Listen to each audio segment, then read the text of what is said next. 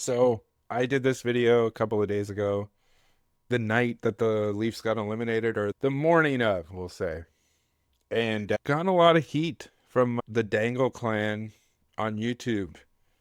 A lot of just people not really understanding what I'm saying, and then also just people misrepresenting my words to like the wrestling with shadows type thing, where they're like arguing against points I didn't make. So let me just get something straight here. I'm not here to flame Steve Dangle for kicks, right? This isn't some personal vendetta. I'm in no way calling him talentless, or am I denying that he's built something extremely impressive from scratch.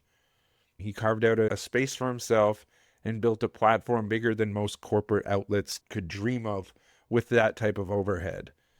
But that's exactly why it matters. And that's why I'm talking about this, because when someone becomes that influential, they stop being just a fan, right? They become a part of the very architecture of fandom and the team's business model itself. It's a self-replication effect.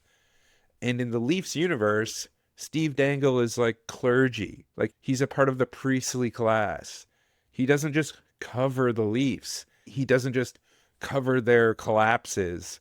He canonizes it. He makes it holy. He turns it into a performance, into a ritual. What I'm saying structurally, not emotionally, is that this whole ecosystem that has developed as all of these different platforms have grown further and further, including his, from MLSE to social media accounts to YouTube personalities, all of this exists to sell misery, and to sell misery as identity, pain as like purpose, collapse as catharsis. And that's not a way to live. And like the classic defense that I've seen, like I've seen people in the comments, is if you don't like it, don't watch. And I hear this every time someone dares to say anything bad about anyone in the sports media sphere. And it's just such a fragile way of dealing with these types of things. It's a cop out. This is why it's a cop out. The issue for me is not whether or not I watch Steve's videos. The issue is that millions of people do, and that the people who follow this type of media, that type of media shapes their emotional and psychological framework that is built around Leafs fandom, and then they apply that to other things around them. It's like a learned behavior by extension through Leafs fandom of all of these other things, and it ends up being very toxic. And within that is a part of like Canadian culture itself. Like Team Canada, everyone believes truly that Team Canada is going to get it done. No one believes that the Leafs are going to get it done. Even when they were going into game 7, no one truly believed it. People were reluctantly hoping that they were going to win, but no one actually thought they were going to win. And this is this idea of if you don't like it, turn it off, because the message that it's coming out, you are opposing and you're going to critique it. This type of energy is the same as telling people like not to criticize corporate media if they can just turn off the TV. No, if it shapes public perception, if it reinforces social behavior, and it keeps people locked into this self-defeating cycle, it's fair game for me to critique. Leafs fandom isn't just a hobby for most people. It is a coping mechanism that is built on emotional addiction, built up over a long period of time to the degree that it is generational, right? The last time they won the Stanley Cup, my dad was 7. All right. And with all of that built up angst of the fandom, you have people like Steve Dangle, whether it is intentional or not, they are feeding into that addictive impulse. And again, For better or for worse, what they're doing and what the overall goal of what they're doing is for clicks, subs, and a hell of a lot of super chats. And it's not wrong of me to point that out. In fact, it's necessary. And I definitely respect the grind. Like, seriously, obviously, building like a self-made media brand from your parents' basement with nothing but passion and a webcam is obviously quite impressive. But self-made success doesn't make someone above criticism. That's not how media works, especially this type of peer-to-peer open source media that we have here on YouTube. For someone who has cut their teeth on YouTube, you think that this person's community would be more willing to take criticism, especially when the entire community is based around criticizing a group of people who play on a hockey team. The irony is not lost on me in that regard. And I just gotta say, for people who represent that level of collective catharsis, collective self-punishment, when someone is that successful in doing it, we owe it to ourselves to look closer at what's actually being sold, what people are actually being drawn to. And what's actually being sold in the case of Steve's most viral content, obviously it's his Game 7 meltdowns. It's the performative sorrow. It's that weeping into the void. It's pain. The Leafs' failures become entertainment. Misery, collective misery of a populace becomes marketable and sold as a product. Steve Dangle does it. And you can argue the Leafs are not trying to do it. The Leafs aren't trying to lose to make themselves more valuable. That's not at all what the case is. The case is that the spectacle of them losing and blowing massive leads and having huge Game 7 losses is what makes them valuable to the people who buy the broadcast rights, to Steve, because that's how Steve makes a living, right? If they won, people would tune in to see them win, but it would not be sustainable to the point where they've managed to, since the time that Matthews has been drafted, they've had some of the most watched hockey games in modern history besides international games. A clear example of that is this year, Florida, Toronto Game 7 was the second most watched hockey game this year besides the final of the Four Nations Cup. So these are material things, okay? I'm not just pulling this shit on my ass. And everything that I'm saying here is not like a Steve Dangle issue. It's the overall fandom of the entire media ecosystem. It's not, I could do a whole other thing about other outlets that cover the Leafs, but my grievances with them are different than my grievances with Steve. Because my grievances with Steve are something that I could draw a parallel with in the non-sports world. And it's because this type of mindset is deeply ingrained in the psychology of the collective populace within Canada.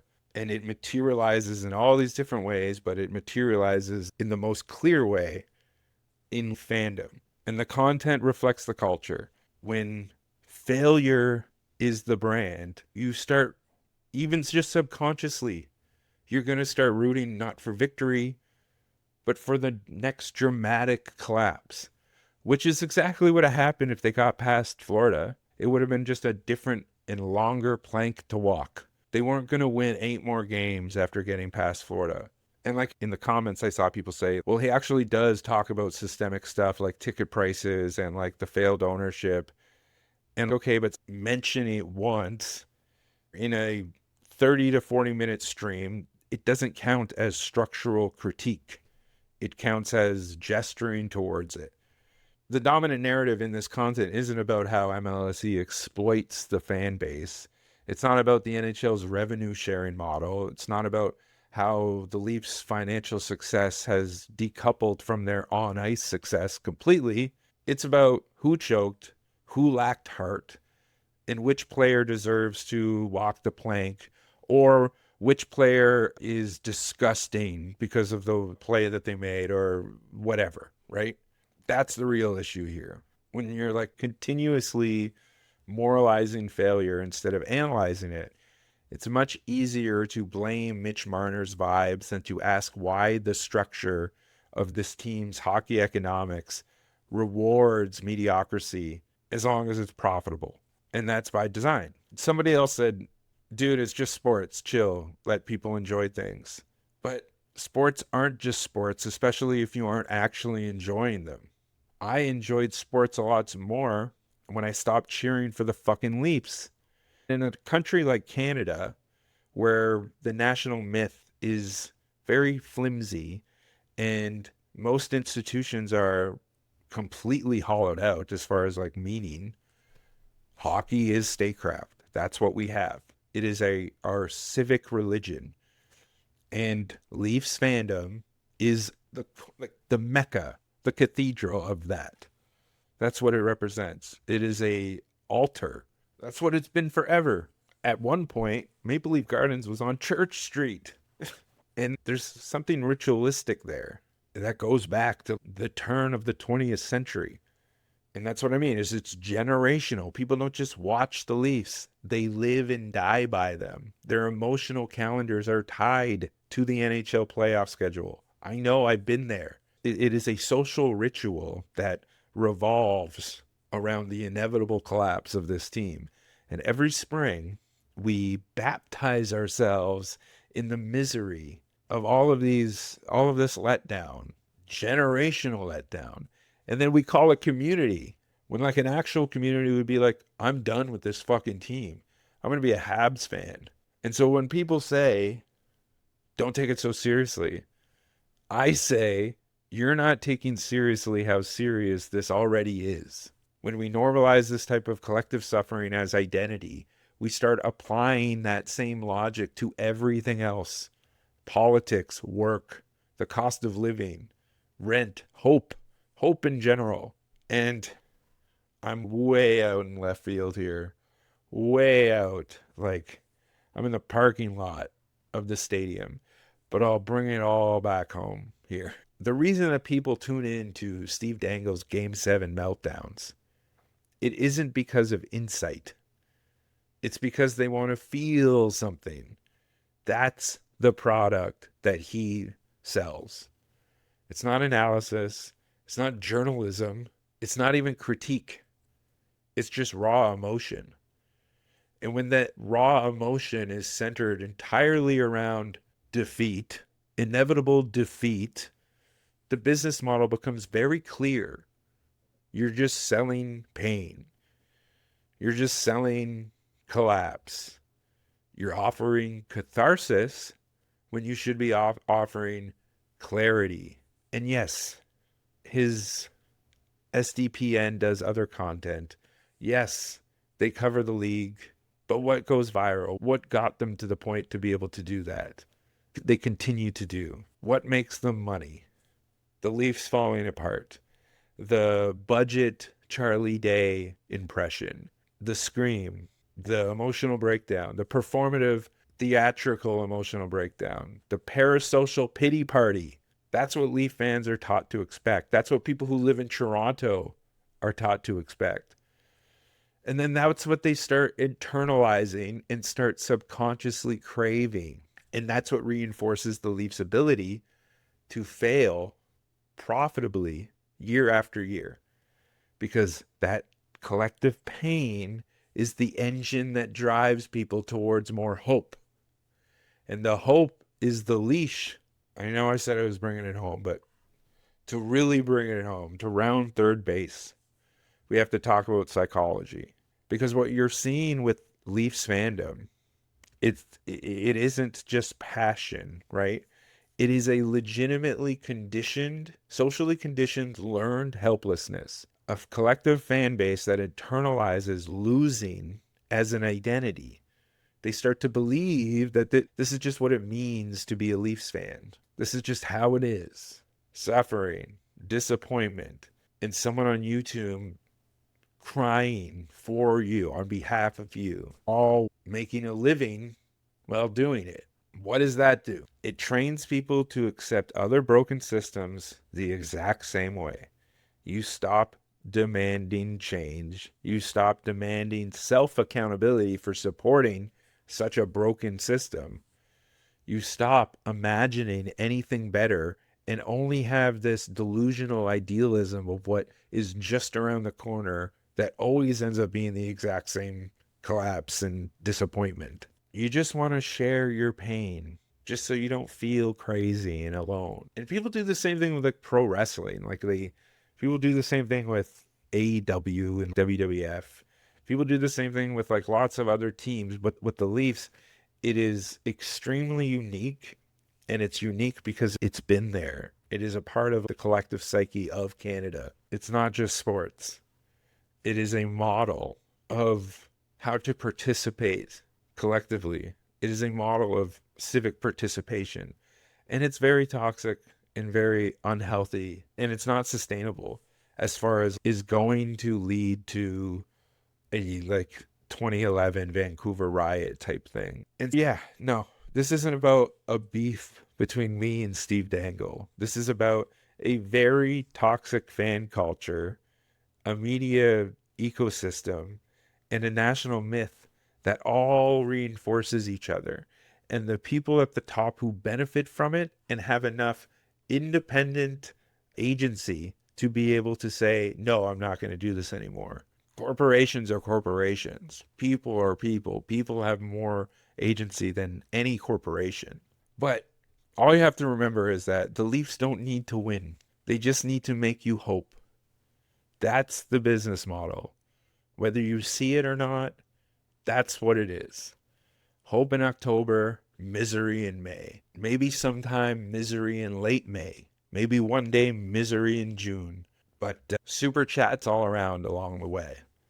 And if you think that's harmless, you're just not paying attention. There's a reason why like soccer hooliganism is connected to a lot of type of different social movements, but it's because there's an energy there that ends up permeating within the society. Whether you want to acknowledge it or not, it does. You can see it much more in like Europe and South America. But for some reason, we just have this denial. It's, oh no, that's just how it is. But at the end of the day, Leafs fans should be asking, what would it look like to care about a hockey team without being broken by that hockey team? What would it look like to support a team without worshiping the spectacle of its inevitable collapse? What would it look like to expect, not only expect, but to demand more? Until those questions are really asked, you're just going to get the yearly baptism. Leafs lose, Steve cries, the chat explodes and donates, and the machine and the business model keeps on turning. Pain is the product, and business is booming, boys. Yeah.